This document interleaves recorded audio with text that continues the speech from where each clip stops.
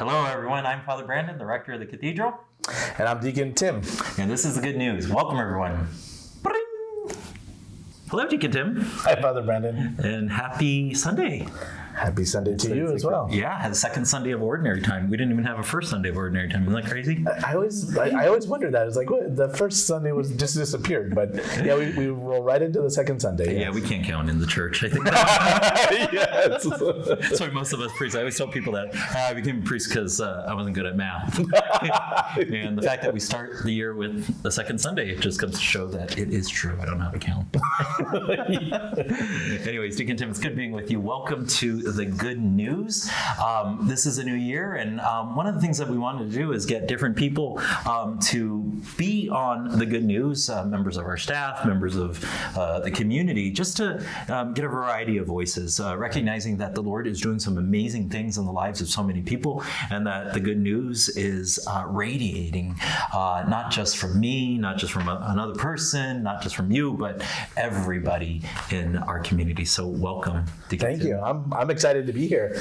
A little nervous, but be patient with me. I'm excited. This is a good opportunity, to your point, Father, just to share the good news, to sit down and just to talk. And what a blessing that is when we get to share how God's working in our life, and we see it in so many ways through just the different ministries and here in the parish. For the 3 years I've been here, I just feel overly blessed. Yeah, awesome.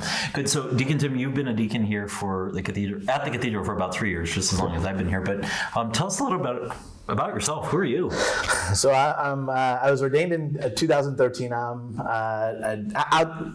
us deacons, they tell us when you're going through formation, make sure you have a job because the church isn't going to pay for you. So they push that a lot. That is like, we're not going to take care of you, so take care of yourself. But so we can't count and we don't know how to pay. All right, there you go.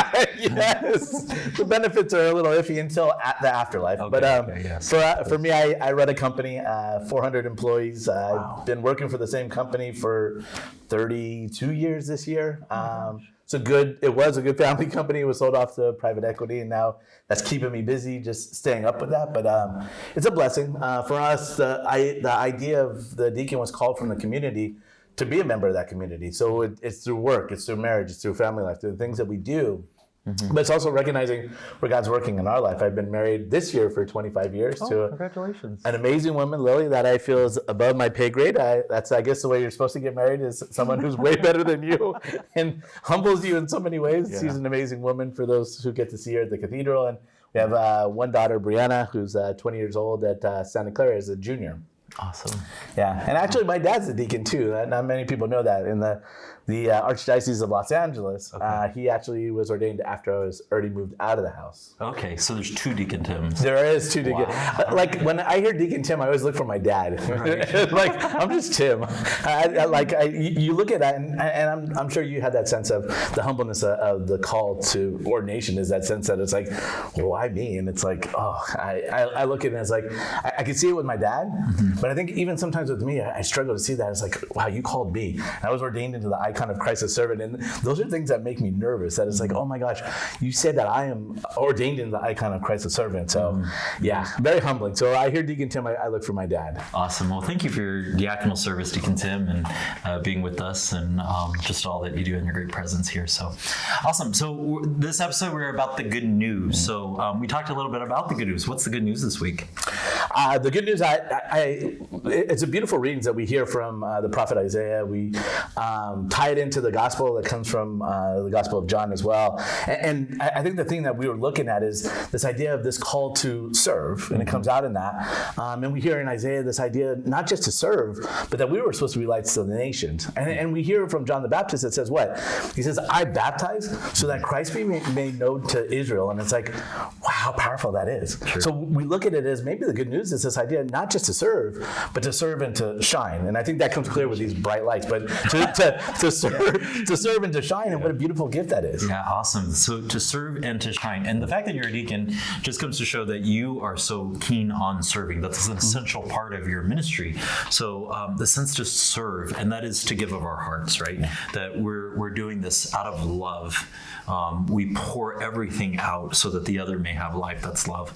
And so we're called to serve in that sense. But I think sometimes the notion of serving gets a little distorted in our Christian tradition, or among Catholics, because we think of serving means that I have to just be, a slave. I have to be someone who's just told, go over there, no identity, no purpose, no meaning, and I'm just sort of part of the wallpaper or something. No, I don't think anyone uses wallpaper, but whatever. We think of serving that way, but what you're proposing is that serving is more of like that pouring out in love. So to serve, but then we also to shine. What do we mean by that? Yeah, to us, it's remembering the identity of who we're called to be. And that comes, again, from, like, your point, is, like, it wasn't just this idea that, okay, go out and do some work. Because I think we get into that notion as Catholics, go and get some work done, and that's what we need to do.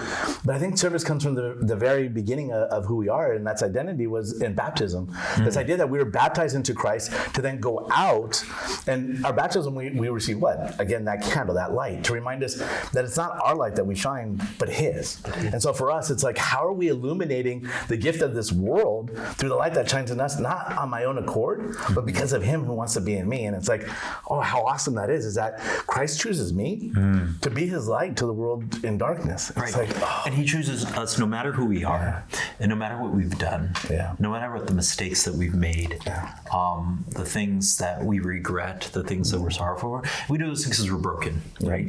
But even in that, we can still shine because it's the Lord who has called us up. One of the things I've been praying with is over these last couple of months is, like, I've always felt called, I identified with the older son in the prodigal son story. Like, I was the workaholic that's standing off to the side and always did his duty. But one of the things that I felt the Lord calling me in these last months is to go take a place at the table. Like, I've given you a place here at the table. And this sense of the Lord saying, you're not just my slave, you're my son. And because you're my son, I'm giving you this place that I have prepared for you. And you can shine here. And so the sense of, like, being able to serve stems from the fact that I have a place in the kingdom of my Father. That I have a place at His table, no matter what, right? God, that's so powerful. Just you saying that, it resonates with me, this idea that it's like, your point, we all have a place at the table. And I think that's this idea that, again, gets away from that sense of slave as opposed to friend, because what does that service look like? It's you're given a gift. And so we see it through you. I mean, the way you preach, the way you organize, the gift of who you are, we get to see how it's actually put to work. And I think that's the beauty of your ministry. And I think hopefully that's the beauty that we see in our own ministry, that God gave us gifts to be able to use for service of others. And so how are we doing that? But also to know that you have a place at that table, that no matter what we've been through, no matter what we're going through, that God says, I choose you. Right. I choose you. And I send you out to be that light. Right. Yeah, isn't that amazing? Now, what I want to do is just speak into the truth of, like, in the world outside of Christianity, in a way, it has a way of enslaving us to our mistakes. Enslaving us to our shortcomings, to our sin. Actually, the evil one does that. He enslaves us to sin. He binds us to sin. And I think we have to call that out, right? Because you are God's beloved son or daughter.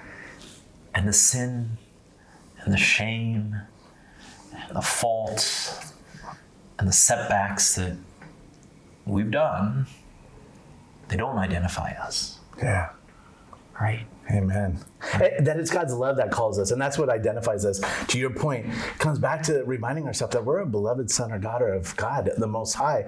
And I think for us, it's a struggle because we hear almost sometimes that inner voice, that the noise that overtakes us, that noise that says, maybe you're not good enough, maybe you're not that. That's that spiritual battle that we go through, and it's for us what we hope is to come back to that moment that God says, but I restore you and I redeem you. That goes beyond forgiveness.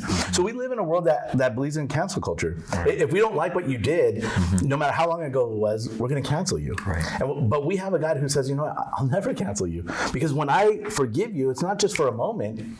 It's for life, because I'm going to restore and redeem you. And what does that do? It brings us back to that moment of our baptismal grace to say, you're made new. And reminded of that light again through the grace of God, who says, this is exactly where you need to be. And the light keeps shining. Amen. Right. That's that. And then it allows us to serve. So as we said, the good news, to serve and to shine.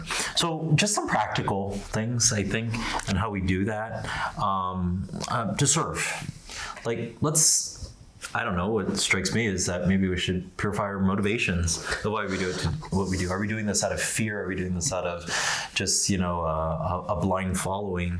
Are we doing this out of love? Whether it's a prayer, whether it's serving people out, doing things for our family, serving the poor, etc. We want to make sure that if we do a pulse check, we're doing this out of love and out of service for others. And I think to keep that shining, to be able to shine, it's like, I don't know. What do you think? So I think to your point, we have to take that deeper look.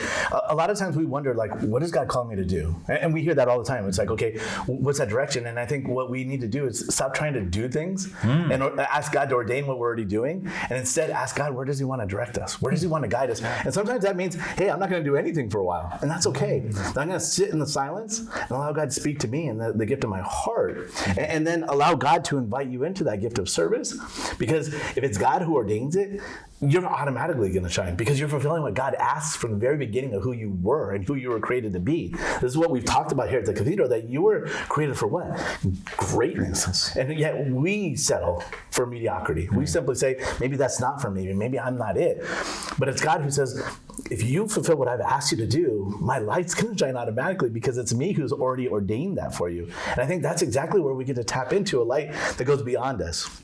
And for me, I'm guilty of that I know there's times where it's like, okay, God, this is what I'm already know that I need to do. And it's like, just bless me that I'm already doing this. And it's like, well, Tim, that's not what I asked you to do. So let's take a little break. And sometimes things come up where it's like, I'll fall on my face, and it's like, well, God, why did you let that happen? And it was like, going back to that moment, it was like, well, Deacon Tim, why did you take off without me? Why didn't you just wait and allow me to guide you through that? And because I'm an impatient guy, I love to go to that. Oh. Yeah. I love to go to that next thing, and it's like, I want to make it happen, and it's like God's sometimes saying, Tim, just spend some time with me, allow me to guide and direct you, and then allow my light to shine in and through you. And what a gift that is like seeing that God called me for that it's like God wants to, I just have to allow that to go through. Yeah. How beautiful Good. D, time. I can't tell with the new one, but you're good. Oh, we got some new cameras. And I like the fact that it's a wide shot, right? So I hope we're not wide on the thing, but we got a wide. Yes. But this is awesome. Great. The Lord's doing amazing things here at the Cathedral. We are so proud of this place. We're blessed with a wonderful staff, joyful people, healed men and women, just true heralds of the gospel. And I'm so grateful that you'll have the opportunity as we move forward to hear the many ways in which God is working through all of us. Just a couple of things, like this week, we have a great event coming up, the Walk for Life and the Mass for Life. We're doing it for our first time in an East Bay Walk for Life. And what a great reminder it is to gather one as a diocese, but also to shine and shine what are the gift of our human dignity and the gift of human life. So just some great things to coming up this month for us to put into practice, to serve and to shine. And so, everyone, it's great being with you. I wish you all a very blessed Sunday, a great week, and thanks for joining us at The Good News. God bless you. God bless.